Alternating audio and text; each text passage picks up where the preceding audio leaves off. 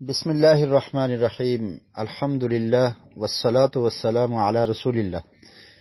آج کی حدیث کا تعلق نماز کی ابتدا کے ساتھ ہے کہ نماز کو ابتدا میں شروع کیسے کرنا ہے اور پھر رفع الیدین کس کس جگہ پر کرنا ہے۔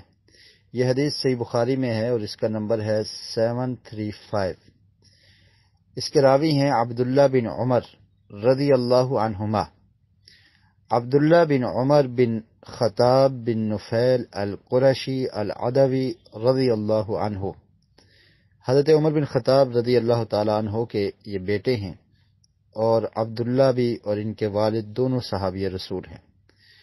جب حضرت عمر بن خطاب رضی اللہ تعالی عنہ نے اسلام قبول کیا تو ان کے ساتھ ہی ان کے بیٹے عبداللہ نے بھی اسلام کو قبول کر لیا تھا۔ اس کے بعد ہجرت کر کے مدینہ میں بھی آئے۔ غزوہ بدر اور احد میں اپنی کم عمری کی وجہ سے شریک نہ ہو سکے۔ عمر میں اس وقت یہ کم تھے، چھوٹے تھے، بالغ نہ ہوئے تھے، اس لیے اللہ کے رسول نے غزوہ بدر اور احد میں ان کو شرکت کی اجازت نہ دی۔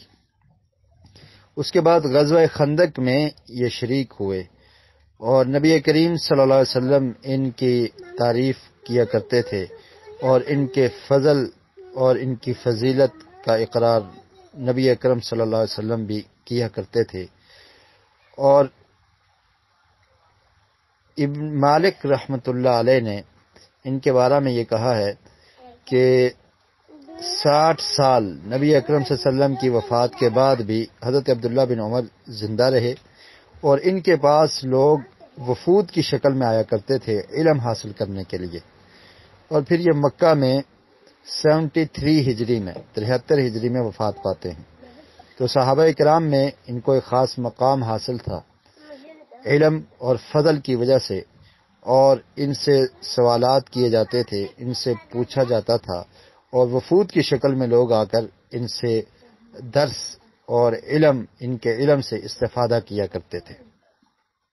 وہ اس حدیث کے راوی ہیں، بیان کرتے ہیں کہ ان النبی صلی اللہ علیہ وسلم کان یرفع یدیہ حذو منکبیہ اذا افتتح الصلاۃ، کہ اللہ کے رسول جب نماز کی ابتدا کرتے تو اپنے ہاتھوں کو کندھوں کے برابر اٹھاتے۔ تو اس سے یہ پتہ چلتا ہے کہ کندھے کے برابر بھی اگر نماز میں ہاتھ اٹھائیں جب نماز کی ابتدا کی جائے تو درست ہے۔ اور ایک دوسری روایت میں کانوں تک آتا ہے، لیکن کانوں سے اوپر کرنا یہ درست نہیں ہے۔ بعض لوگ کانوں کو پکڑ لیتے ہیں، ایسا بھی ٹھیک نہیں ہے، اور کچھ لوگ کانوں کو ہاتھ لگاتے ہیں تو ان کے ہاتھ کی انگلیاں کانوں سے اوپر ہو جاتی ہیں۔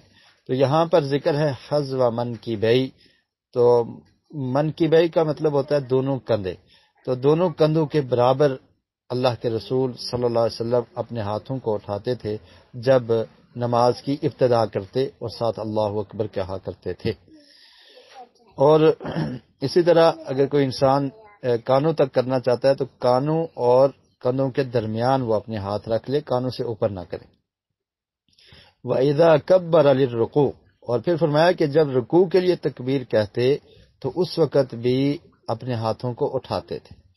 وَإِذَا رَفَعَ رَأْسَهُ مِنَ الرُّكُوعِ، اور جب رکوع سے سر اٹھاتے یعنی سمع اللہ لمن حمدہ کہتے، رفعہما کذالک ایضا، تو اس وقت بھی اللہ کے رسول صلی اللہ علیہ وسلم رفع الیدین کیا کرتے تھے، یعنی اپنے دونوں ہاتھوں کو کندھوں تک بلند کیا کرتے تھے، رکوع میں جاتے اور رکوع سے سر اٹھاتے۔ وقال سمع اللہ لمن حمدہ ربنا ولک الحمد، اور پھر سمع اللہ لمن حمدہ کہتے رکوع سے اٹھتے ہوئے، اور پھر ربنا ولک الحمد بھی کہا کرتے تھے۔ وَكَانَ لَا يَفْعَلُ ذَلِكَ فِي السُّجُودِ، اور سجدے میں ایسا نہیں کیا کرتے تھے۔ تو اس حدیث سے 3 جگہ پر رفع الیدین کرنا، ہاتھوں کو بلند کرنا، کندھوں تک اٹھانا نماز میں ثابت ہوتا ہے۔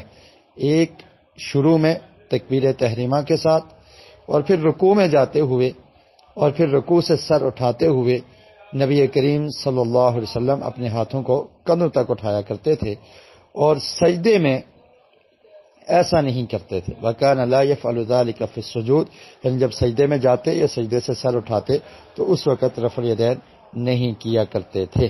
اللہ رب العالمین سے دعا ہے کہ اللہ تعالی ہمیں اس حدیث کو سمجھنے کی اور اس پر عمل کرنے کی توفیق نصیب فرمائے۔ وما علی الا البلاغ المبین۔